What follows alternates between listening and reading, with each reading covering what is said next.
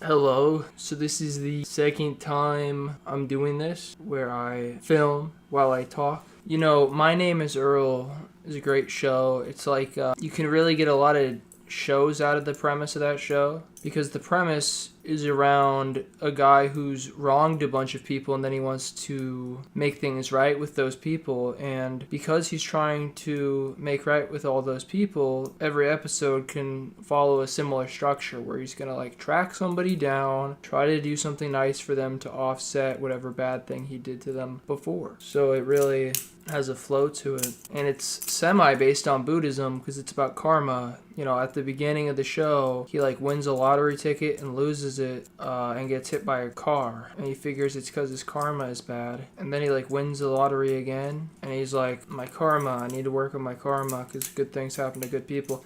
He also sees that on TV. He sees like a radio host or whoever, but that guy is like, good things happen to good people, and that's the premise of the whole show.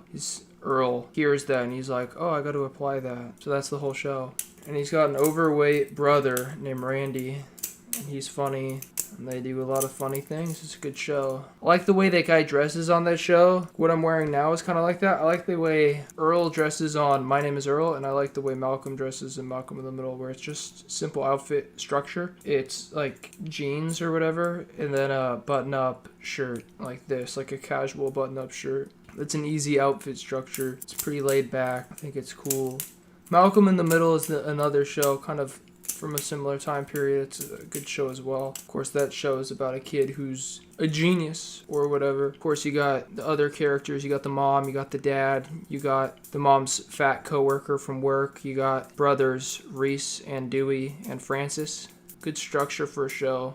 The fact that he's a super genius it's like not even a big topic most of the show, but they kind of paint the picture like he's the smart one, he's the normal one, he's the only one with common sense. So it's like, how do you make a show with a kid where you want him to be the normal one with common sense, even though he's a kid? It's like you make him super smart, so that's always clear to everybody. The kid's right. The parents aren't right. The siblings aren't right. The kid is typically right. Okay? That's how they did that. Malcolm in the Middle reminds me of the Wonder Years. I watched those shows at a similar time in my life where I was like their age. I was the character's age, and I wanted to watch it to understand what was going to come up in my life, I guess. I think that's the reason some people watch shows with that in mind. I did, where it's like, is this what my life is going to be like? It's preparing me for expectations, which is technically unhealthy. They say not to do that now. They say don't get your expectations from shows because it will confuse you and you'll be disappointed because your life is not going to be the same as the show. So if you wait for things to happen like it did in the show, it won't happen like that. You'll be like, what gift? But to some extent, it does give you an expectation that's a little bit accurate. So it's not the worst thing. There are pros and cons to basing expectations off of different things that you've seen. Regular Show is a great show. I love Regular Show. I watched that mostly my freshman year of college. It's a good springtime show. I watched it in the springtime. It makes you want to go outside, so I would watch that and then go outside and then watch that when I wanted a break from being outside, and then I would go back outside again. Great show. Made my life more interesting by watching it. Adventure Time is a great show, but it's a little bit scary. Like, it's a little bit like intense and weird. It can creep you out. Honestly, it's a scary show. Adventure Time is a scary show. Regular Show is more like epic, and Adventure Time is more like scary and creepy. A lot of effed up stuff happens on Adventure Time. Amazing World of Gumball is okay. It kind of feels like the most normal of any of those shows, strangely enough. Honestly, Amazing World of Gumball feels kind of like Diary of a Wimpy Kid, if you were to really think about it. Because you have like a narcissistic main character, in school, adolescent, and then you really just go from there.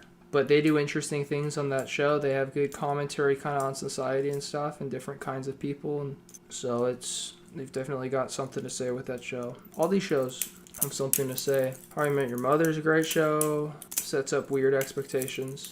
All these shows are great. I've watched a lot of shows. I've watched Mad Men. I've watched Sopranos. I've watched too many shows, maybe.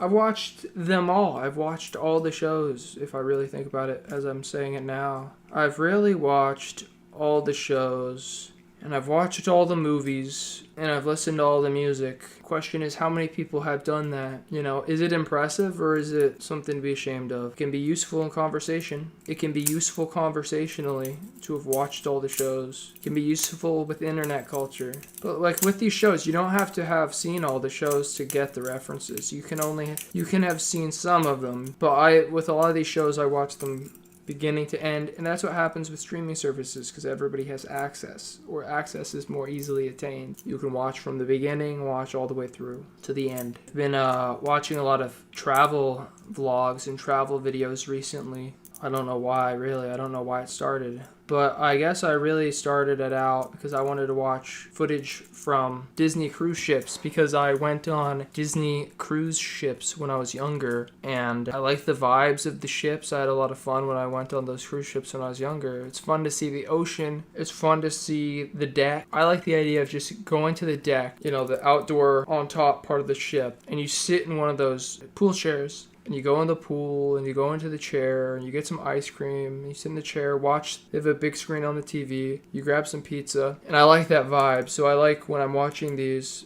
videos from the cruise ship, I like imagining that. And just cruise ships are great because you get to explore the ship. You go, this is a big ship, I want to see it all, right? I want to see all they have to offer on this ship. And then once you get bored of the ship, it's like you're at a new port. Maybe you're somewhere in the Caribbean or Mexico, and then you're exploring that.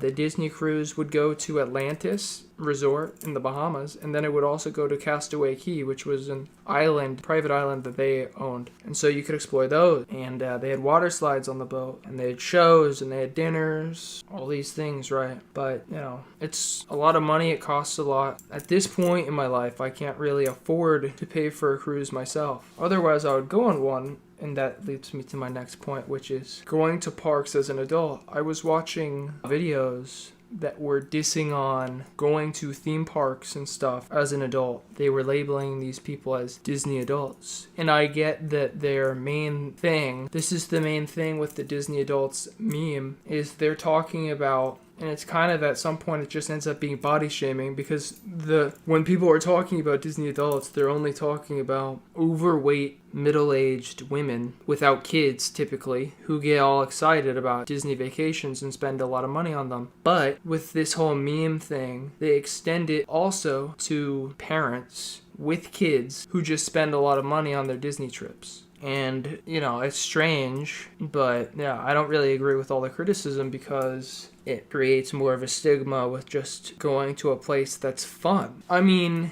it's just a very fun place where they have a lot of, like, entertainment. It's like Las Vegas, but I think it's better than Las Vegas. These tourist destinations where they've created a lot of stuff. They have a lot of restaurants, they have a lot of rides, they have a lot of theming, and it's an interesting place. And I know that these memes don't stop people from going where they want to go, but to some extent, I think it stops people from being interested in going. I really do, and that's a shame. I mean, it's just, I don't know. It doesn't even matter. I don't even have enough money to go. But that's, you know, that's a thing I've seen online. Another thing I've seen online is this World Cup racism stuff where people are being racist to like IShowSpeed and Mbappe during the World Cup, and you know, this racism's not good to see. It's disheartening. Racism is bad. But these tour vlogs might be the most fun videos on YouTube to watch, I've got to say. They go places, they do things. Maybe that's what it's all about. Maybe that's the thing to do. Go places, do things. You know, exploring, adventuring, seeing what the world has to offer. Working, part of the equation, man. Work is part of the fun. Sickness is part of the fun. Dying eventually, aging out, dying is part of the fun. When you put it all together, you go, what's the deal with all this? Life itself is the entertainment venue. Life is the best theme park. You know, is it true? Probably. There are religions that promote minimalism, simple living. There's so much more stuff now, though. A lot of these religions are pretty outdated. People don't talk about that much. Every time the world changes, every time technology changes, religion gets more and more outdated as they currently exist, you know.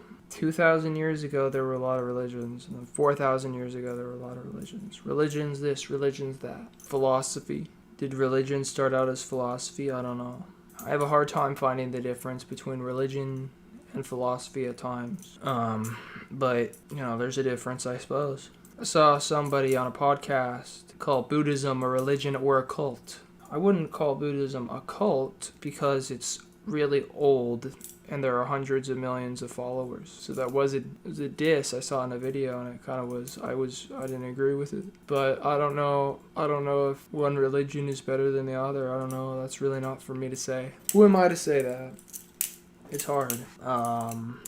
But I don't know. I guess it's good that some people could say that morals are good and that it's good that there's a religious element to America, for example, where there's a religion aspect. It's like if you want to be religious in America and talk to people about God, you would be a Christian probably.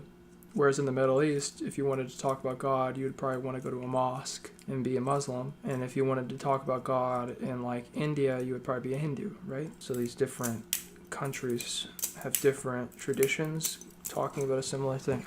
Talking about something greater than themselves, talking about ultimate philosophy, talking about the universe, talking about morals from a different cultural lens. That's what's up. It's interesting how I used to view all that stuff when I was a kid. But I can't really go back to that. I can't go back to not knowing about anything that I find to know unless I forget. But like you learn things, your perspective changes.